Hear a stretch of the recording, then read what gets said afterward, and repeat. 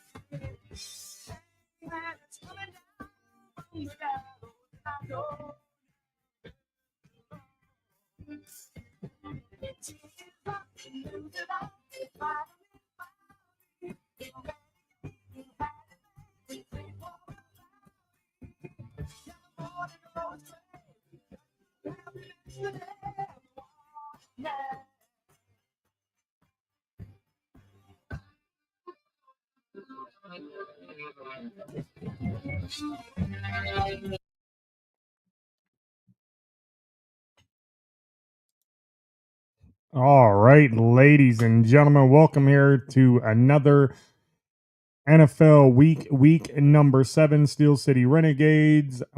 I am here with my main man, Deez. How you doing, Deez? You know damn well how I'm doing. And then the man that's coming back from vacation, Mr. Ryan Neff, ladies and gentlemen. Ryan, how are you doing this fine morning? 8 a.m. for some of us, 7 a.m. for others. Please make sure you I'm guys... doing fantastic. I'm doing fantastic. I'm not sure about these though. Yeah, Deez is worked up today, man. He's worked up big time. But it's all good. So, Deez, somebody's got their phone playing in the background. I can hear it. No? Ryan, you got yours playing? Oh, okay. No. All right. There is sound bleed through. I don't know if it's coming through somebody's computer screen or what, but go ahead. What now? Deez, what's your thoughts on this 33-31 loss by the Pittsburgh Steelers, which, again, when we did the schedule this past year, at the beginning of the year, I had us losing this game. Deez, your thoughts on this 31-30 or 33-31 loss to the Cincinnati Bengals and a 40-year-old Joe Flacco who lit us up for 360 and 3 touchdowns. Go ahead, Deez. Floor is yours. I mean, okay, if we want to go back in time and look at the schedule, if after this game we're looking at it and somebody says, "Hey, you're going to be 4-2," we'd probably take that. Without a doubt, we would take that. But the reality of it is, we should be 6-0, if not for the implosion after the kickoff that Caleb Johnson kind of cost us against Seattle, that changed the nature of that game, and then the debacle that we watched Thursday night. Not against the Cincinnati Bengals that we thought we were going to face. We thought we were going to be facing Trey Hendrickson, Joe Burrow, but no, we were facing no Trey Henderson, no Joe Burrow. It was Joe Flacco, because the Cleveland Browns are absolutely fucking stupid. Mike Tomlin was right on his rant on that. I don't know why you would trade a quarterback to a quarterback needy team within your division, but it is what it is. But apparently Mike knew what he was talking about, because the same Joe Flacco absolutely kicked our ass up and down the field in the same manner last year against the Indianapolis Colts. I'm pretty heated in a lot of different directions. First and foremost, there is absolutely zero negative that we can say about this Pittsburgh Steelers offense. They were great. They did exactly what you're supposed to do against a bad defense that gave up 30 points a game. They went out, they scored 31. The run game was working. Aaron Rodgers on the one touchdown pass had 8.6 seconds to throw the ball. If you give Aaron Rodgers 8.5 seconds to throw I guarantee you it's going to be a completed pass. And in this case, it was a touchdown. They did what they were supposed to do against a very bad Cincinnati defense. They scored 31 points. If I tell you that you're going to get 31 points I don't give a fuck who you're playing against. If I tell you you're going to score 31 points, there's a pretty good chance that you're going to feel like you're going to win that game. And with the defense that this team has put together, it should be a 100% certainty that we win a game if we score 31 points every single week. But guess what? That doesn't happen because Mike Tomlin is a big fucking dipshit. All right, so let's talk about the offense real quick. Aaron Rodgers, 4 touchdowns, two INTs. Jonnu Smith had a touchdown. Pat Freiermuth, who we talked about, hasn't seen much balls come his way. He had 2 touchdowns in this game. Time out. Before we get into it, you said 2 interceptions. Yes. I just want to get this on record. Both, not one, both of those interceptions I'm putting on DK Metcalf. One, 1,000% because he should have held on to the ball. The other one, okay, maybe Aaron shouldn't have thrown it. I get it. But if you watch the all 22 of that, DK kind of gives up on it. When he sees that it's overthrown, DK pulls up. If he runs to the guy, maybe he breaks it up. So I'm only going to give Aaron a half interception on that. All right, now go on. Okay, so Pat Freiermuth, who has been invisible in this offense, had 2 touchdowns. Mount Washington, 1 touchdown. Freiermuth had 5 catches, 116 yards, maybe a display put on for him for a trade bait. A lot of talk that the Steelers might trade him, get a wide receiver number 2, or get another defensive player. We'll talk about that before trade or here a little bit later in the show. But Ryan, your thoughts on the Steelers' loss to Cincinnati? Defense is in trouble. You scored 31 points. I mean, I know they turned the ball over twice, but still, I know you scored 31 points. You should win the game. Cincinnati controlled the clock. I mean, the rushing was the same. They were both effective on 3rd downs. Look, the defense is what it is. You're not going to fix it overnight. Can they fix it? Yeah, but it's going to take a hell of a fix. I don't know what they're going to do by the trade deadline. But again, like Deez was saying in the green room pre-show, it's all about schematics. Yeah, it's not personnel whatsoever. If you put a fucking competent defensive coach in charge of these guys, they dominate. Fucking dominate. Yeah, I don't know what they're going to do at the deadline defensively, if they're going to trade for somebody, but it's still not going to matter. You're having trouble with the defense at halftime. You've got to make adjustments. I didn't see it out of the Steelers. Look, Cincinnati was a corner dog this game.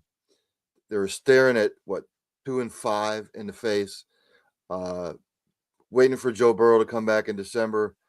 You back a dog into a corner, they're going to fight. And that's what the Bengals did. I didn't think the Bengals were going to win this game, but it's the ability to make adjustments on the fly. It's the ability to make adjustments at halftime. It's the ability to make in-game adjustments as the game's going on. And the Steelers' defensive coaches, as far as Tomlin goes, didn't make the adjustments. Yeah, I don't understand. And it's not a tough adjustment. I don't understand. They're killing you in the slant. I don't understand why he can't make the adjustments or doesn't think the adjustments need to be made. I mean, Deez talks about Jalen Ramsey, against T. Higgins and against Jamar Chase. I've seen both him and Slay and Joey Porter Jr. all get burned by them guys. Yeah, you may say it's the scheme, Deez, but they left them wide open multiple times across the field. And Flacco at 40, like you said, he's played Pittsburgh multiple times, so he knows what they're bringing. But you as a player got to know you can't give them guys 1-2 yard cushion for them to get in front of you or step, especially Higgins and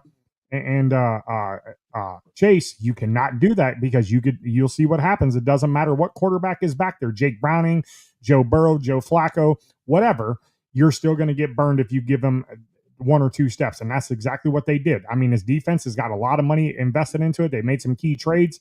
I'm not happy with it. You talk about, TJ Watt, you said nobody better blame us on Watt or whatever. Listen, you're one of the top 4, not the best. Hold on a second. Hold on a second. You're one of the top 4 defensive players in the league. You need to find ways to get to the quarterback. Then you better learn how to fucking teleport, because the average snap to throw for Joe Flacco was 2.3 seconds. Well, also, okay, that's my opinion. Cannot blame that on the pass rush. You can't. I'm sorry. You got to blitz. You got to blitz more. Lawrence fucking Taylor couldn't get there in 2.3 seconds. Joe Flacco, if Jake Browning plays that game, we win, for the simple fact that Jake Browning has only faced the Steelers a couple times. That would have been twice. Joe Flacco, he said it. He literally said it in the post-game press conference. I knew what they were going to run. Okay. So you know where your hot read is. D's, I don't disagree with you, but as a Steelers fan looking at this defense, I mean, everybody calls it elite. I mean, people call it a top 5 defense in the league. You gave up 33 points. This is the 3rd time this season you've given up more than 30 points. Something's got to be done out of 7 games, or what are you, 4-2 out of 6 games? So half of your games this year, you've given up 30 points. I'm not confident in his defense moving forward. If we want to win, we're going to have to put up 50 points on offense in order to shut this, to win football games. But like I said, the problem, other than Keanu Benton, it isn't a matter of personnel. It's not. The personnel is fine. It's 100% schematics. Keanu Benton, I'll give you, he's not playing well. Peyton Wilson, we kind of fried early. He wasn't playing well. He's been playing a lot better.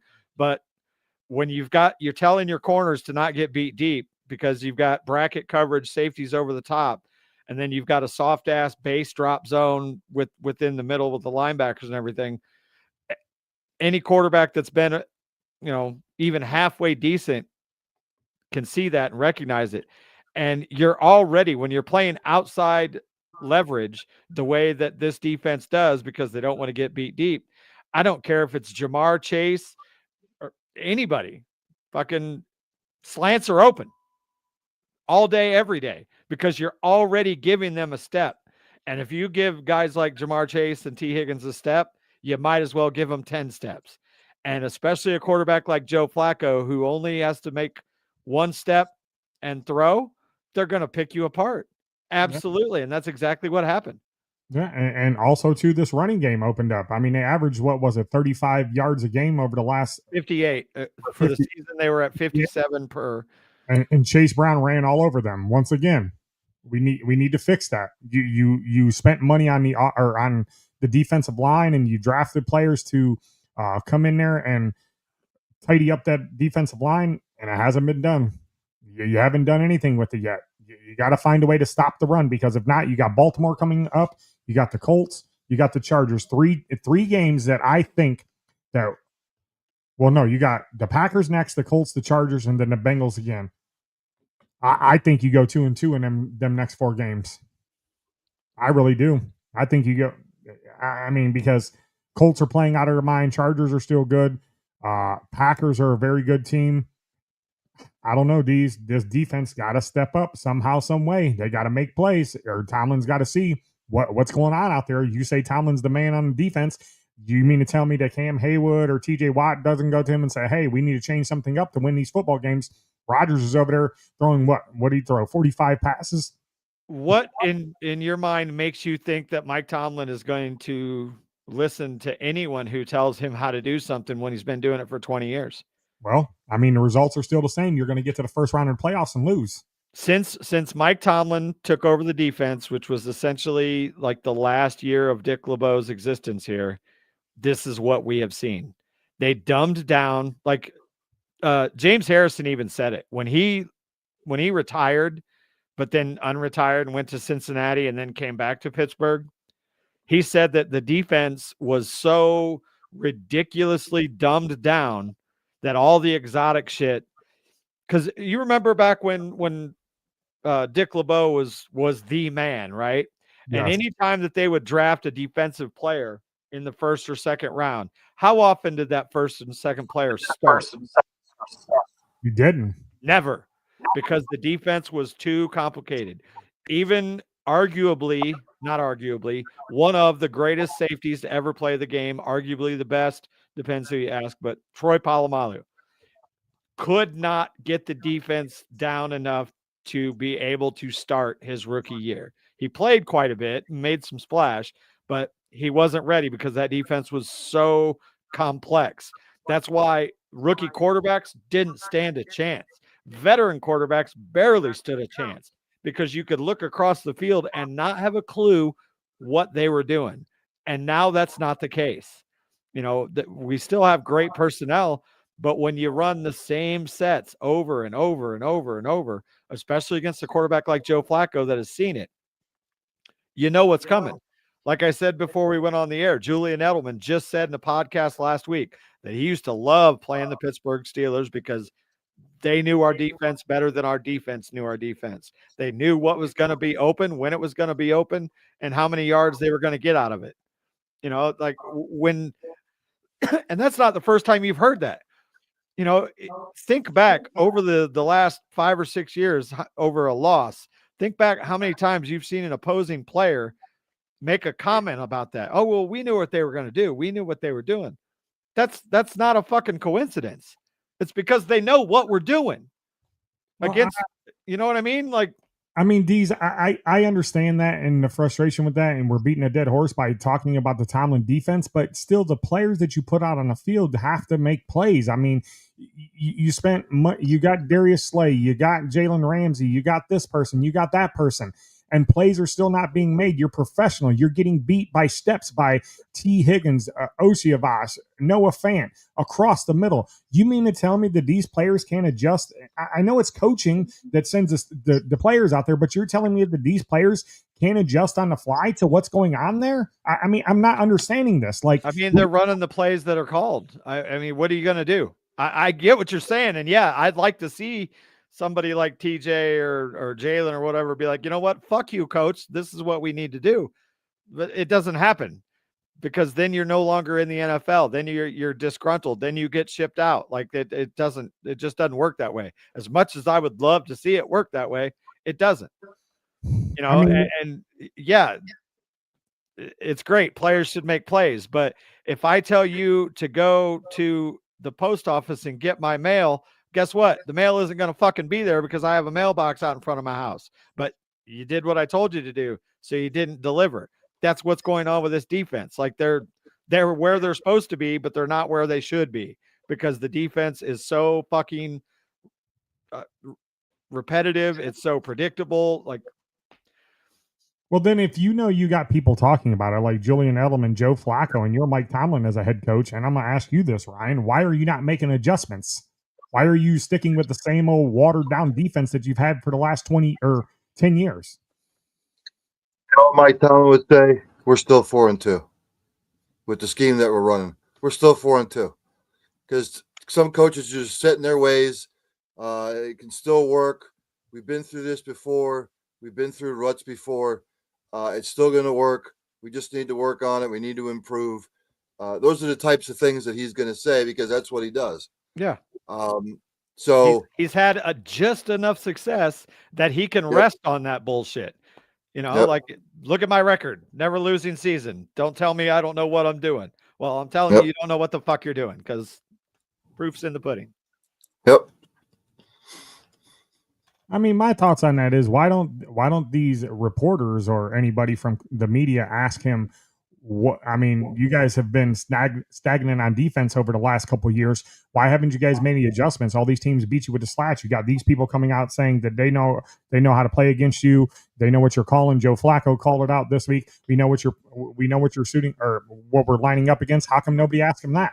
No, they do. They do. They ask him questions like that, and Mike Tomlin gives Mike Tomlin answers. He dances around it and Tomlinisms, and we don't live in our fears and this, that, and the other. I watch that shit all the time. I listen daily. I listen to DK Sports. I listen to Locked On Steelers. I listen to Steel here. I listen to all these guys that are credentialed reporters that literally in the other room right now, before I got in the shower to come on this show, I was watching your boy Noah Strackbine. And that's all they talk about. It's the same shit over and over and over. And they do ask Tomlin that. And he gives the standard canned Tomlin fucking bullshit responses. Nothing's going to change. We are going to be just good enough to like where we get hype and yeah, we're going to be okay. We're going to be okay. But then come playoff time, we're going to get absolutely waxed. And the only thing that may be different this year is if healthy, our offense might actually keep us in the game a little bit better because we got Aaron Rodgers and we got some studs out there. And let's talk about Aaron Rodgers real quick. 41 years old. We're at the halfway point of the season. I looked at his stats from last year. He's got 14 touchdown passes, 5 interceptions. He's on pace to beat his touchdown passes from last year, which at 30. And I know you give him a half of interception, but you got to quit turning the ball over, whether it's DK or whoever, not running out the play and not holding on to the ball. It's still an interception. It goes down on Aaron's stats. I'm pretty sure he's not happy about that. But Rodgers is playing really good. He was moving around. He scrambled a couple times, made some plays. I still think he's got something left in the tank. A lot of people think that he doesn't, but Aaron puts you in positions to win football games, and I like that with Aaron Rodgers. And I'm going to ask you, Ryan, your thoughts on Aaron Rodgers already halfway through the football season here. I think Aaron Rodgers' best friend is the fact that they could run the football. They did it against Cincinnati. Warren had 16 touches for 127 yards. I would like to see Warren get some more touches in the backfield. Or Gainwell only had 3 catches. Look, Rodgers is seeing the field really well. Does he make the occasional dumbass throw? Yes. He only threw the ball 34 times, completed 23 of them, 4 touchdowns, 2 picks. He's playing at a high level. But again, his best friend is a running game. It was well balanced as far as I was concerned offensively. But again, you're scoring 31 points. And listen, offensive linemen, stop tackling him. You're going to get him hurt if you do shit like that. He wasn't happy. No. I'm impressed with the way Aaron's playing right now. He's playing at a high level. He's seeing the field. He's seeing what the defense is doing. So, look, it's not on Aaron Rodgers. Aaron Rodgers is doing all he can. He still has the arm strength. He can still read a defense. Even though he's an idiot off the field, he's playing at a high level on the field right now. What do you mean by he's an idiot off the field? He's just an idiot. He's an idiot off the field, smoking his shit, sitting in dark rooms, whatever he does off the field. He's almost like a Zen kind of guy, doing quirky stuff, listening to tales. He's a Swiftie. I don't give a shit what he does off the field as long as he keeps playing the way he's been playing. Yeah, exactly. And speaking of arm strength, let's just talk about that real quick. 69.8 yards from a 41-year-old arm is what that ball traveled, that Hail Mary. That, that was as good a shot as any. Yeah. So nobody can tell me that he's washed, because he's not. There is one thing missing from Aaron Rodgers' game, and that's the speed that his legs had 10 years ago. And he can still get outside the pocket and, buy himself a little bit of time. Here's the other thing, too. I know that we talked about this earlier on in the season. With Rodgers playing the way that he is, and if Pittsburgh has the opportunity to go to the playoffs this year and get a win and lose after that, does Rodgers come back for 2026, or is he still firm on one and done?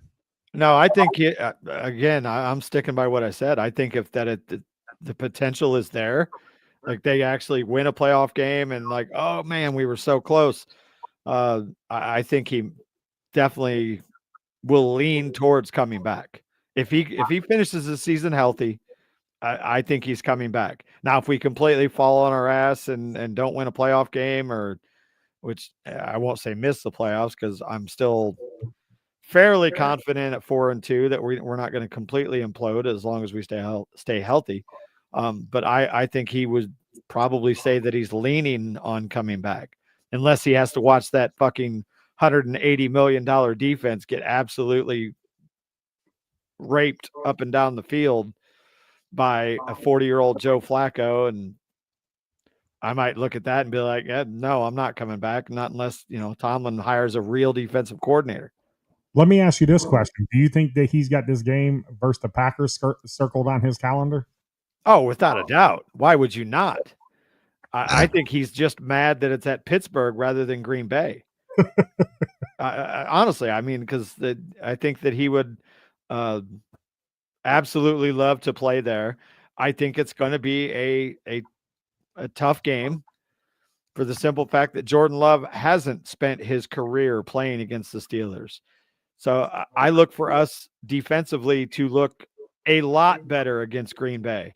And I know that may sound crazy, but again, it's a division game. All right, I'm pissed off and everything, but over the years, how many times have we watched Pittsburgh Steelers as a team be way better than anybody in our division, whether it was Baltimore when they were bad, Cleveland, Cincinnati? But how many times have we watched them lose or almost lose to a very poor divisional opponent? And then the next week they go out and they fucking beat like the top team in the league. It's happened a lot in the last decade, and I expect the same coming up next week. Not saying we're going to win that game, but I'm saying that I bet at the end of that game we feel a lot better about our defense than we felt about it watching Cincinnati. Yeah, but one game is not going to change the perspective of this defense where other people are looking at it. You got to put multiple games together with shutdown defense. One game's not going to do it. You got, like I said, you got. Well, I'm not saying it's going to completely flip flop our opinion or anything, but I think you're going to see improvement. I mean, look at the first 2 weeks. Our defense sucked. Okay, against the Jets, against the Seattle Seahawks, we gave up 30 points a game, and we were fucking wanting to burn the goddamn city down. And then we go and we play the Vikings. Okay, these boys can play. They're looking good.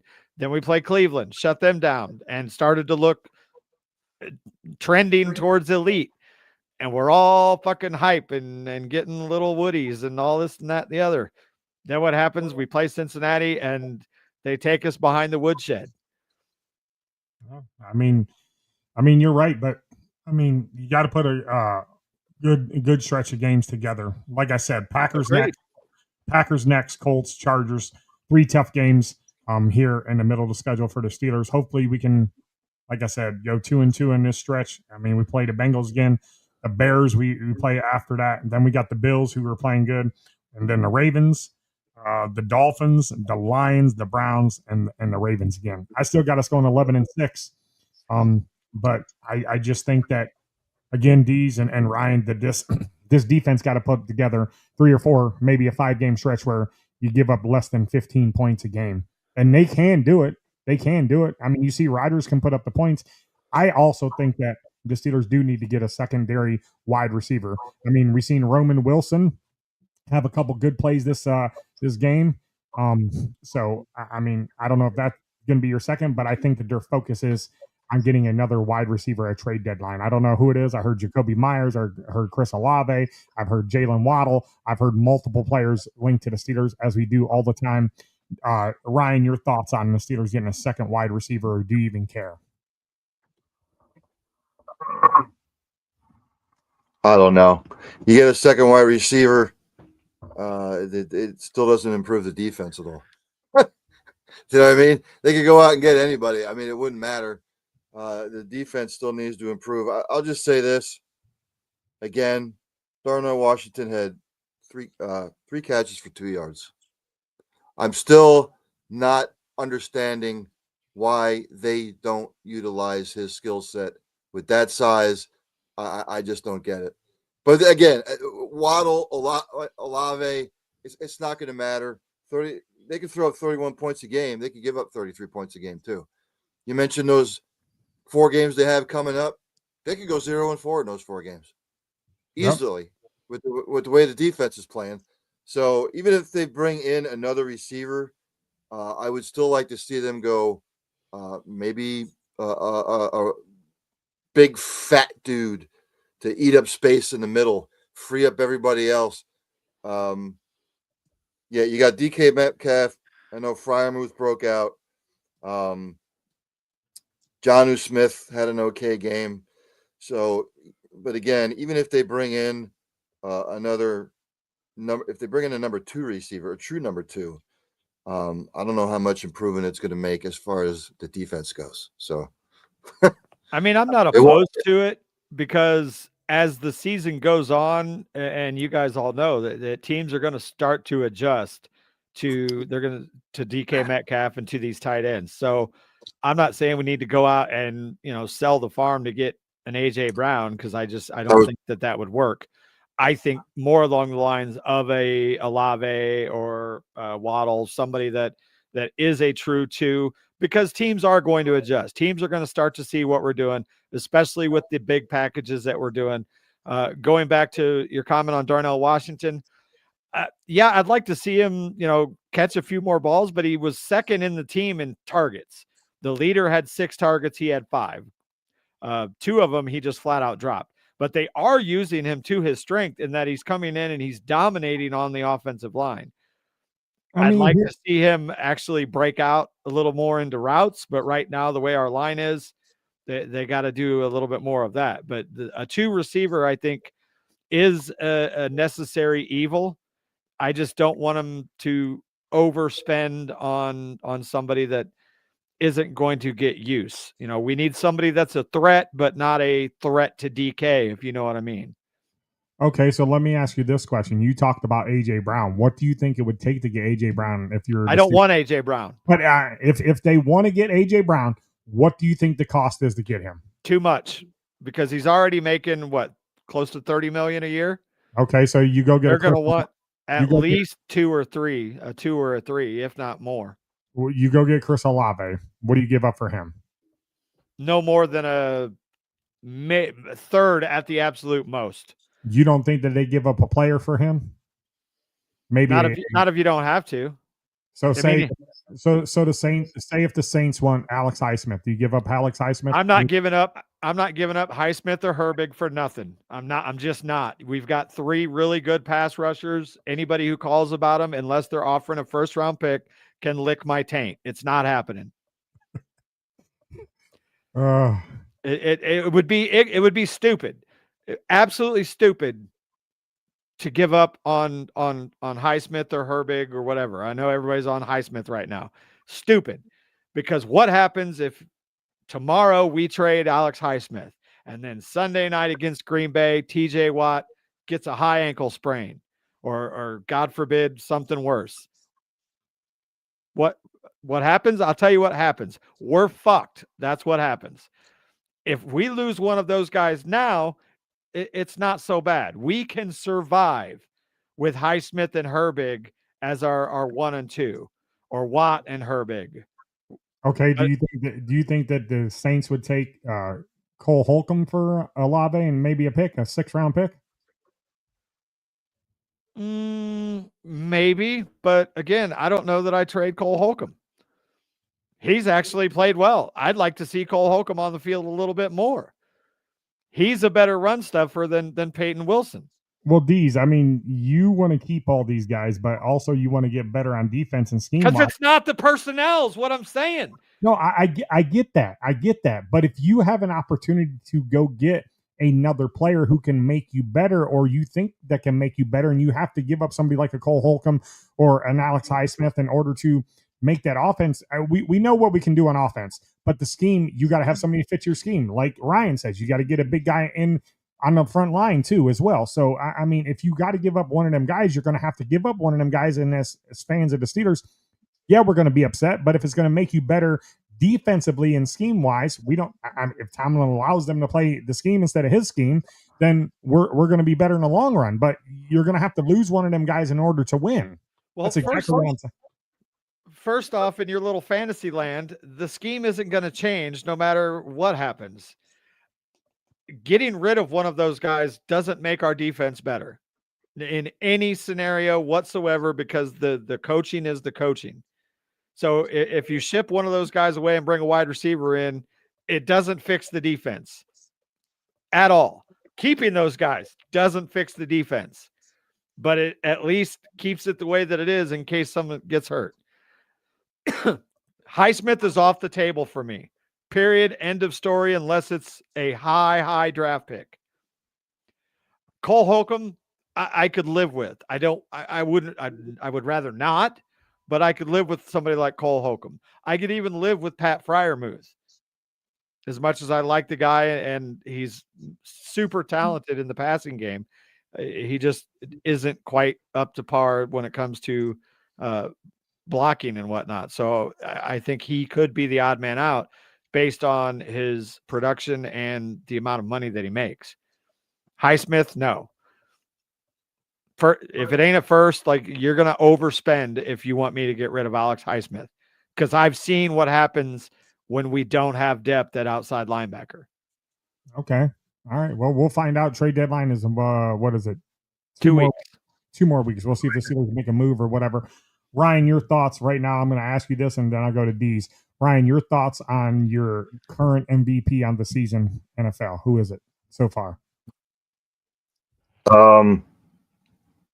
That's a tough one. Right now, I would say Baker, just because he's got the Buccaneers 5-1. He's playing at a high level.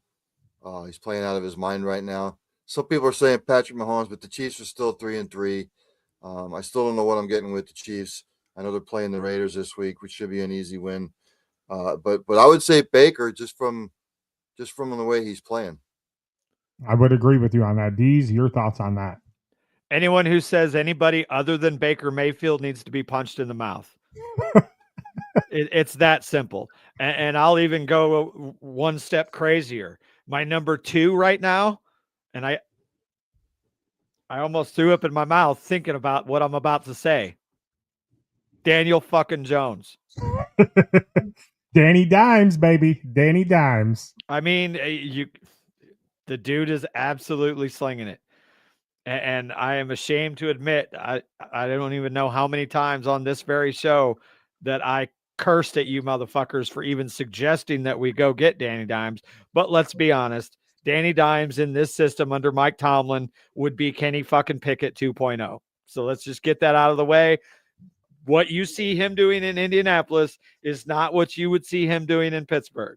Period, point blank, end of fucking story. The only reason that we are watching Aaron Rodgers do what Aaron Rodgers does is because Aaron Rodgers has the balls and the clout to tell Mike Tomlin to get fucked.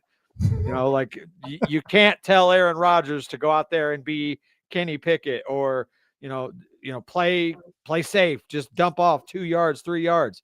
No, you don't say that to Aaron Rodgers. But if Danny Dimes was here, the offense that we would see would be the same offense that we saw with Russ, the same offense we saw with Kenny, same offense that we saw with Mason. Very watered down dump offs and occasionally go deep. But with Aaron, you don't get that. So do you think Aaron has full control of this offense? Him and Arthur Smith have a good rapport? I don't know about full control. I still think he plays within the offense. I think they get along very well, and I'm sure that he has a pretty heavy influence, because why would you not take advice and suggestions from one of the greatest quarterbacks that ever set foot on the field, who clearly still has the mental capacity and the arm strength to do everything that you want him to do? So sure, he probably has way more control over than any other quarterback has under Mike Tomlin.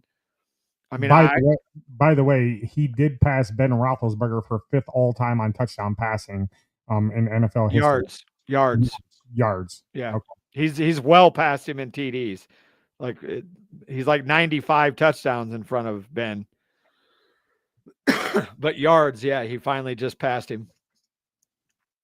So yeah, I mean, that I agree with you on that with Danny Dimes. I said that multiple times. When Pittsburgh was looking for a quarterback and they didn't get Rodgers, Danny Dimes was on my list. But Shane Steichen, he must have learned something over there. Danny Dimes must have learned something from Kevin O'Connell sitting back there. I mean, look at the people that's been in Kevin O'Connell's system. Look at Carson Wentz. Carson Wentz is having a decent year. Look at Mac Jones, offensive. Oh, Mike, wait a minute. You're telling me that good coaching makes good players play good? Holy yes. Shit. Why have we not figured that out? Ask Mike Tomlin. Ask Tomlin. I mean, what did Tomlin do as an assistant coach? I can't remember anything. He had one pretty good season as the Minnesota one fucking season as a defensive coordinator. But he comes from the Tony Dungy tree, and he had a decent year in Minnesota. I think he was a DB coach there for a year or two, and then was one season at DC. But he's not this prodigy that, and look, as a man, as somebody that gets in front of people and talks, and as a motivator and all this, I love Mike Tomlin. But he needs to hire coaches that can coach.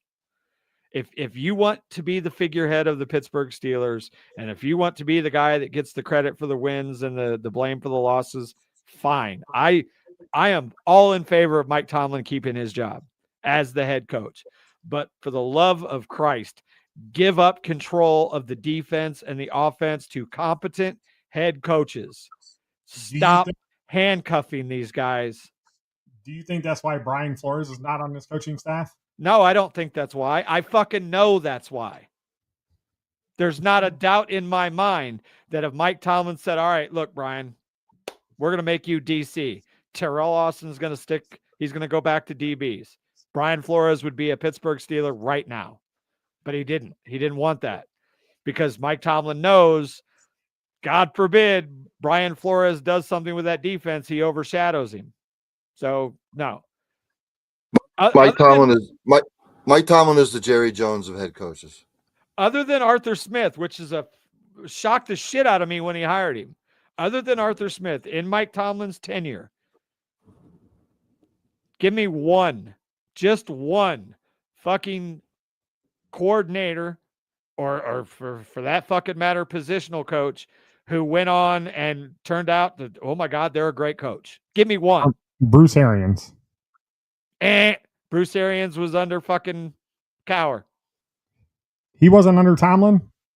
He was there when Tomlin, Arians was one of the holdovers, but he didn't hire him. I can't think of any. Ding, ding, ding, ding. We have a fucking winner because Tomlin doesn't hire anybody that might overshadow him. How many times do we get outside hires for big positions? One. And his name's Arthur Smith. Yeah, Smith. Every defensive coordinator has come from within the system. All right, Ryan, we'll get to you, man. This is our Chiefs segment of the show. What do you think your Chiefs sitting 3-3? You think what do they need to do the rest of the season? People keep picking my brain about this, and all I'm going to say is the Chiefs are 3-3. They haven't proven anything. Maybe they've righted the ship. I don't know. They should beat the Raiders this week to move to 4-3. But again, I still need to see it consistently. I know they're getting healthy. I know they're getting people back. I still don't have them making the playoffs with the rest of their schedule the way it is. Look, it just remains to talk to me after Thanksgiving. And I'll tell you what I think. I love the fact that they've got this hype video for the return of Rashee Rice, like he's coming back from some devastating injury. And look, he's going to help them, no doubt. But let's not act like he's coming back from some miracle surgical procedure. The man's a fucking felon and was suspended. And you're playing this hype video like, Jesus Christ is risen. No, the guy's a criminal. Yeah, I look, they still can't run the football, guys. They still can't run the football. They're compensating by throwing these little bubble screens, get 5 yards a play. I still don't like it because they're still running it back with the same people. Is the defense playing a hell of a lot better? Absolutely. But we know as the season goes on, that's not going to last. Every team goes through a rut at some phase of the season. Look, I still need to see it consistently. They're 3-3. I'm not going to get overly excited about it. I still need to see them put it together through the whole season this year.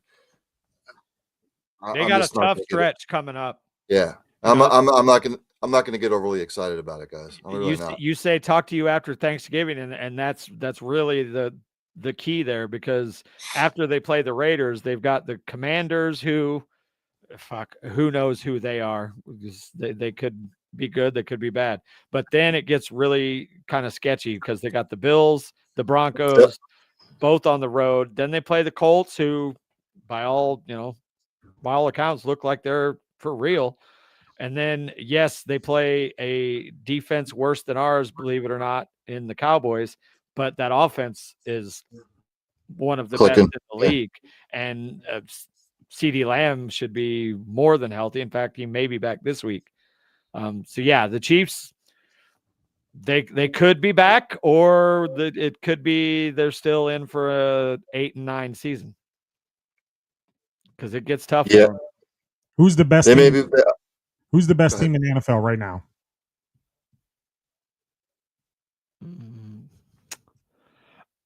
Right now, best team in the NFL right now.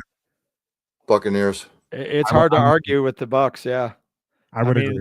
They're rolling out a receiving core that looks like the three of us, and they're still winning. What the hell's going to happen when those? And I think Mike Evans might come back. They get those three back over the course of the next few weeks. If they navigate these waters over the next 3 weeks, then they get Evans, Godwin, and Emeka back. They're going to be a tough out for anybody. And the Lions, even though the Lions shit the bed against the Chiefs, the Lions are still a very, very good football team.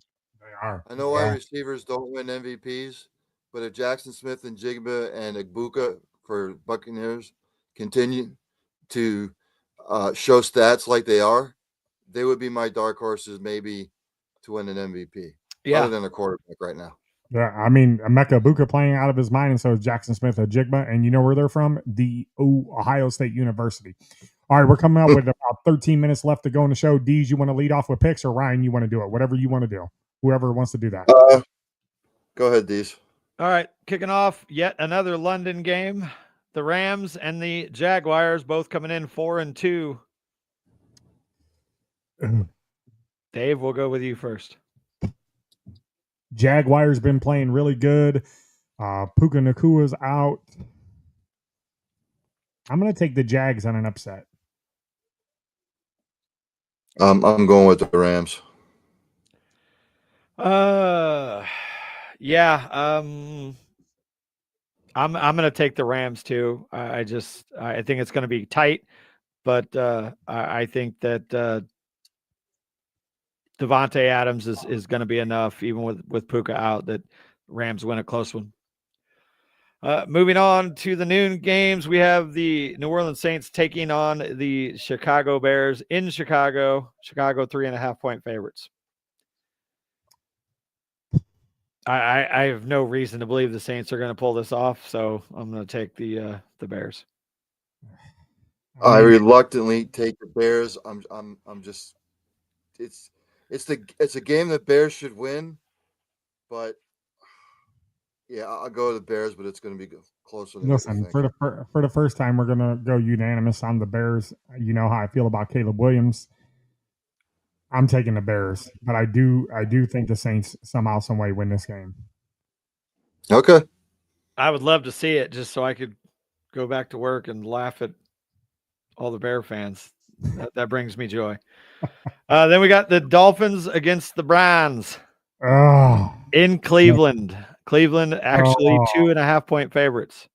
This is the game where which head coach getting fired first is going to be Mike McDaniel or Kevin Stefanski. I won't be surprised in any way, shape, or form if the losing head coach gets fired Monday. I'll just put it that way. Oh man.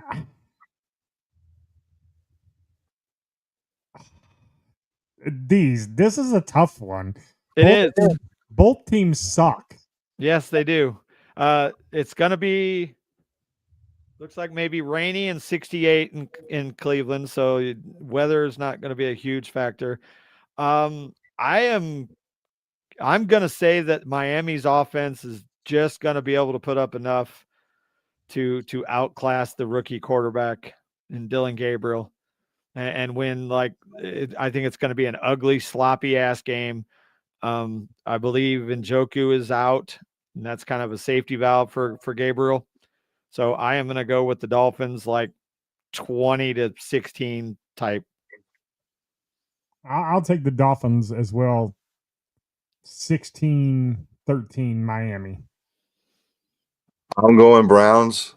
I just don't like what I see out of the Dolphins. Have imploded. They're going to implode some more after this game. Tua calling out his teammates and then apologizing for it afterward. I just think the Browns win a close one. Oh, this is going to go one of two ways. I think it's going to be not a close game, but I'm going to stick with my Dolphins pick, but I have a feeling that this is their rah come together moment, or this is the complete and utter implosion destruction. And if that happens, then I think McDaniels, whatever the fuck his name is. What is his name? I always forget. Mike McDaniel. Mike McDaniel. I think he gets fired if they lose.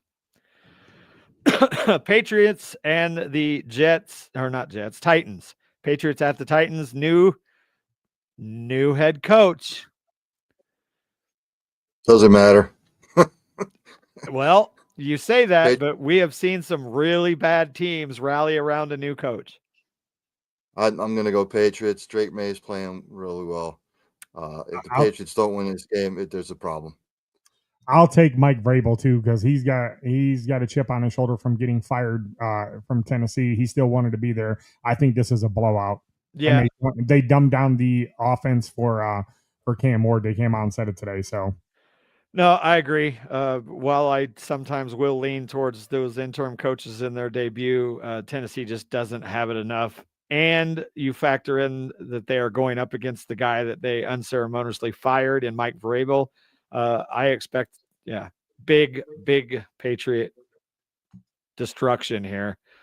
Probably 2 or 3 scores. Raiders taking on your Kansas City Chiefs. Favored by 11.5. If they don't beat them at home, I don't think they're going to cover. Because that's just the Chiefs tend to. That's a big spread for a divisional game. I'll go Chiefs like 30-20. Did you say the spread was 11.5? Yeah. Yeah. For a divisional game, wow. That's huge. Wow. That is huge. Unless somebody knows something I don't, but I just don't think they're going to cover. How long before you see Kenny Pickett? This could be the game. I thought it might have been last week, but they stuck with him. Gino's sucking out loud right now. Yeah, if it goes really bad, if it starts to trend towards that 11.5 spread type game, then we could see Kenny. I personally feel like because it's a divisional game, it's going to be a little tighter than Kansas City wants it to be. Looks like by all accounts, Rashee Rice is going to play. But Chiefs by 7-10 would be my guess. Yeah, I'll take the Chiefs too. Eagles and the Vikings. I believe is JJ back? I think it's still Wentz. I'm not 100% on that. Where are they playing at? They're playing in Philly or in Minnesota? In Minnesota.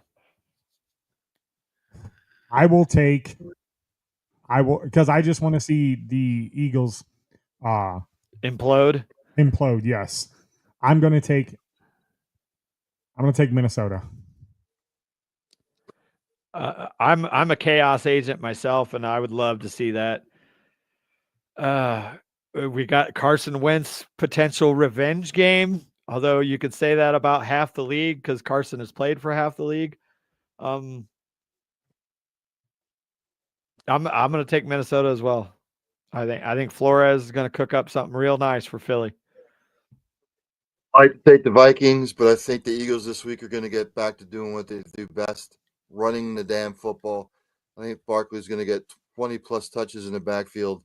I've got the Eagles winning a close one. They better get back to him because I burnt a fucking first-round pick on him in fantasy, and he hadn't done dick. All right, then we got the 3-3 Carolina Panthers taking on the 0-6 goddamn Jets in the Death Life Stadium. Oh man, I mean, who would have thought the Jets would be 0-6? I bet Aaron Rodgers is laughing all the way to the bank that he left. Oh yeah, he probably has those games recorded because he's busy, slinging touchdowns in Pittsburgh. But he comes home from a hard day at the office in Pittsburgh. He slaps that Jets tape on and he slathers up the old right hand with lube and just goes to town as he watches the Jets look absolutely abysmal. Yeah, I'm taking the Panthers. If you take the Jets, there's something wrong with you. Taking the Jets. Look, they gotta win one, right? It's only happened twice in NFL history. We've had overs, the Browns and the Lions. They've got to win one. I haven't looked at the rest of their schedule, and if they're Carolina's not 3-3 good. All right, let's be honest. They are not a 3-3 football team. They are, but they're not. But they find ways to win. That's all that matters. They do, but I'm going to eat these words, and who gives a fuck? Because I eat half the words I say anyway. But give me the goddamn Jets. Oh, so wait a minute. You and Ryan are taking the Jets. I'm the lone wolf on the Panthers. Okay. Yeah, they got to win some point, I think. I'll stick with that. Shifting now to the afternoon games, a better game than what looks on the schedule. The New York Football Giants taking on the Denver Broncos with Jackson Dart and Captain CTE. Cam Skattebo. I'm going Broncos. I think it's going to be closer than what people think, but I'm still taking the Broncos. Man, I want to take the Giants because Jackson Dart's looking really good in the Brian Daboll offense, but Denver's playing really good. Their defense is good. I'll take Denver. Yeah, unfortunately, I don't think the Giants have the weapons in the passing game against that Broncos defense. I think Jackson might struggle a little bit.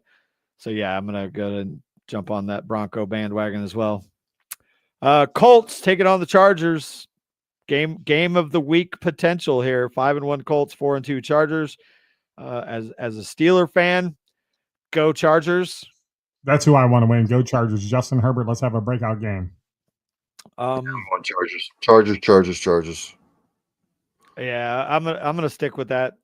I think this is the game there. Danny Dimes comes not crashing down, but a little bit of a reality check. I think that the coaching with the Chargers is just good enough that they can slow him down and go with the Chargers there. Commanders, Cowboys in Dallas. Deebo Samuels is back this week too, right? He's out. He's out? Deebo's out? Yeah. I thought they said he was playing. He had a full practice yesterday, right? I'll double check. Man, I don't want to take the Cowboys, but George Pickens had a really good game last game. Lit him up. Had like 6 catches, 160-some yards, and 2 touchdowns. That's the George Pickens experience, though. He's going to absolutely kill it from time to time, and then he's going to also shit the bed from time to time. Deebo Samuel has been ruled out. Okay, I'm going to take Death Blue Star. Yeah. The Dallas Cowboys offense is absolutely clicking. Is CeeDee Lamb? Did they make good? Let me. I don't see him on the return thing, so I'm gonna assume that he's still out. Either way, even without him, their offense has really been clicking. So I'm gonna go with Dallas as well. Yeah, I'm going Dallas too. It says CD is a game time decision. I'm still going Dallas because they lost to the Panthers last week, a game they were supposed to win.